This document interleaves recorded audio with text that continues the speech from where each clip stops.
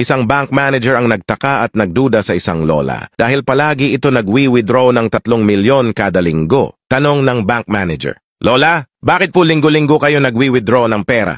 Ano ho bang trabaho nyo?" Sumagot yung lola, "Walay ho, napalanunan ko lang ito sa pustahan." Di naniniwala ang bank manager. "Ano ho bang pustahan yan?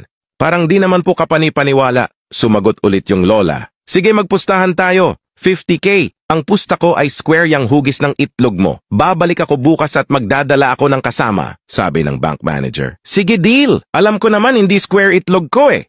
"Malalaman natin bukas," sagot ng matanda. Kinabukasan bumalik ang lola at may dalang kasama. Hinubad na ng bank manager ang kanyang pantalon. At hindi hugis square ang itlog nito kaya binigyan ng lola ng 50K ang manager. Sabi ng bank manager, "Paano ho kayo nagkakapera dun talo naman kayo?" Bumulong yung lola, "May pustahan din kami nitong kasama ko. Sa halagang 500K, ipapakita mo ang itlog mo sa amin."